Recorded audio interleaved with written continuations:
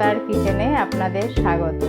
আজকে আমি আপনাদের বানিয়ে দেখাবো চালের গুঁড়ো দিয়ে আর সঙ্গে কিছু ড্রাই ফ্রুটস দিয়ে লাড্ডু।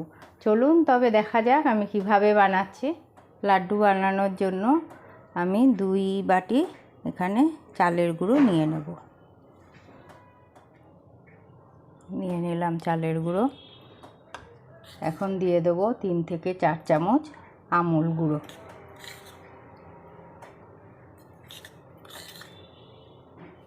এখন দিয়ে দিচ্ছি আমি আন্দাজ মতন গুড়। এখানে আমি খেজুরের গুড় ব্যবহার করেছি। এখন দিয়ে দেবো 2 চামচ ঘি।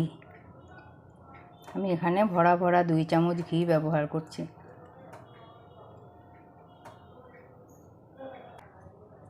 এবার দিয়ে দেবো ড্রাই ফ্রুটস। এখানে আমি আলমন্ডস, পেস্তা, কাজু আর কিশমিশ এই সব ড্রাই ফ্রুটস কুচি কুচি করে কেটে নিয়েছি।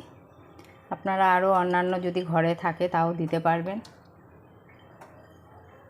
এখন আমি এটাকে হালকাভাবে সবগুলো উপকরণ মিশিয়ে নেব। আমি এখানে খেজুরের গুড় একটু মিষ্টি যেরকম আপনারা পছন্দ করেন, যদি আরও বেশি মিষ্টি পছন্দ করেন তাহলে আরও একটু বেশি গুড় বাড়িয়ে দেবেন। আর এটা যেহেতু চালের গুঁড়োর, এটা কিছুদিন পর্যন্ত ফ্রিজে রেখে খেতে পারবেন। এখন আমি লাড্ডুর ডো বানানোর জন্য দিয়ে দেবো আন্দাজ মতন লিকুইড দুধ।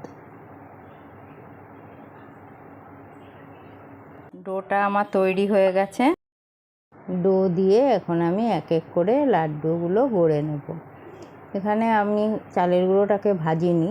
আপনারা যদি ইচ্ছা করেন তাহলে অল্প করে একটু কড়াইতে নাড়িয়ে নিয়েও এই লাড্ডুটা বানাতে পারবেন।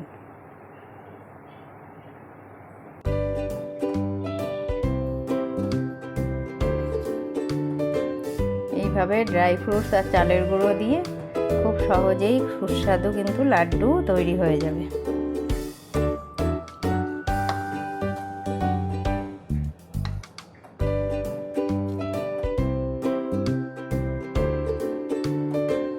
একদম সহজ পদ্ধতিতে অনায়াসেই এই লাড্ডু বাড়িতে বানিয়ে ফেলা যায়। বাজারে কেনা চালের গুঁড়ো পাওয়া যায়, কিন্তু কেনা চালের গুঁড়ো থেকে বাড়িতে নিজেরা বানিয়ে নিলে এটা আরও খেতে বেশি ভালো হবে।